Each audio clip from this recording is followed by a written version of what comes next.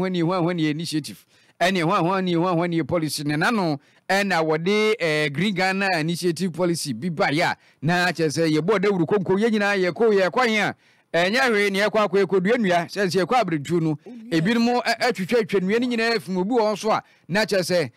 wodija kwato no ahwe ne dwere be na kwa ni nyina se no de adofuo no hyem beko na say wabo apakura hyemu agya wodi dwuma kakra wo mtia ba ne say wo mafi na enam sayo so Asante Akyem Forestry Director anase wupiemu ewo mpetemu Asante Akyem a wo panyina agya wono na woda eye forest na no sense wo mu ani panyin na wo mu dada no se de be wo behwe na ekwa abreju no yebon ban na bibia atimi akoyie na Asante Akyem Forestry Director ma eye Forestry Commission no ewo ye mpetemu no nyamfo Emmanuel Annim Brew eno ade nsima ba betudwa no so wakwe na Addo Dankwa Akuffo ne Green Ghana initiative policy o de ba ya chese nyina ya de ahugim kokko duadua no dwumadie bi a chese edutwam beboa papa na akwa abrentu a chese yabu nua nyina frim ni ade ne yase nya sa akwa abrentu na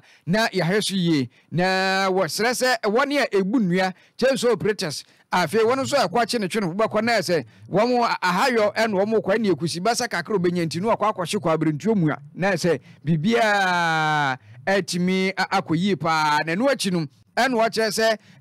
wobi won so obedofuo na afuo no obedo no wakwa akwhye afuo no pampam anu ye ompapra na che se odija kotum na hye bebrebe eno no odi twidwa no so sa de ban ya kwa so ma kwa abrentu no be se fa hye no wosre pa se modia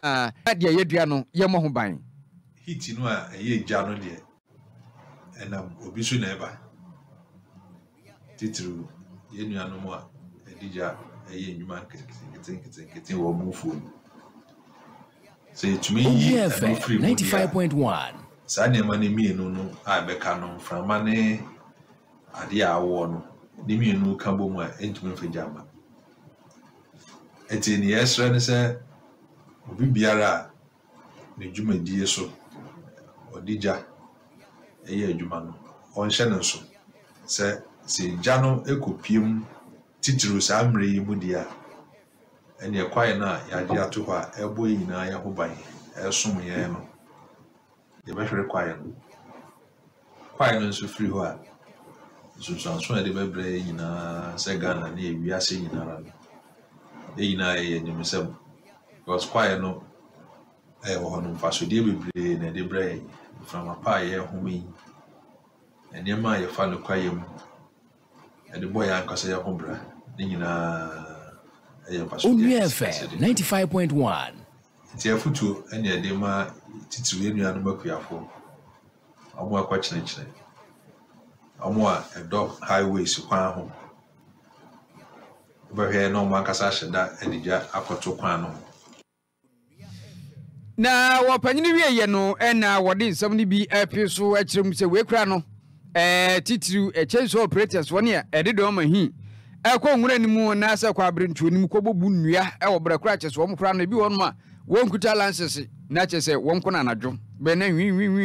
tim ni obudua de atose kunkurun ni nyina kan ese kwaye ne papa na wo mo the task force bi kura de mrantie akatiri wo mo matwo na wo ma hye so mtade so bebi adu no kwaye na wo sa mukona mukokobọ ho ban na wo panyini Emmanuel Annim Brew edi sam tudwa no chese ubia chese obebu mra so bekwa kowura kwa abrentu nim kobebu dua ni ebecho de ne danto asrema eno achi won nso agya wotwe wo kwa akodo obehu na afi dwotu sina no ene wo no mo atwene ku a ene wo twini nwinu agyam ku a sa ka pisi ano wo de ato fam de nasi so ka me aya se wadum no so na enum ni agya ne kakrakra na etete obekọ na hyemfu ye bebre ni nue wo mo wo se sankrofo ni nyina se omode ni eso mu dia ye bo prosecute wo mo na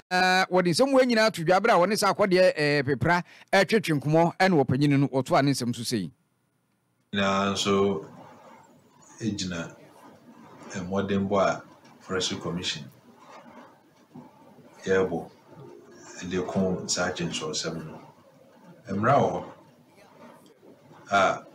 odi chenso ko ra kwaye ekoye ne ensa na mfata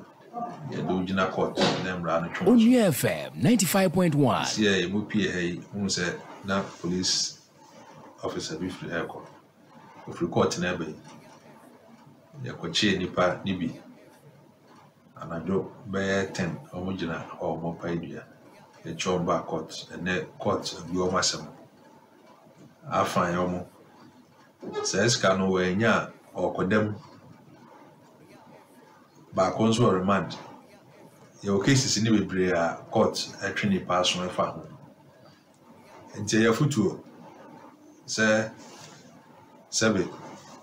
bokwa ko so achen so akwesi mrem akopa edua ni ebechew do akokot ya fine no wenya bokwa kwadem te ya hwi ya wa hai adwuma aban di ahye ensa no se ya mokwa ya no banye te ukudi bibia 95.1 rano ntai wachia Wei ene ensema Asante Akyem Forestry Director for Forestry Commission wopanyini Emmanuel Annim Brew nismo de tudwa na otie no. Emre no ya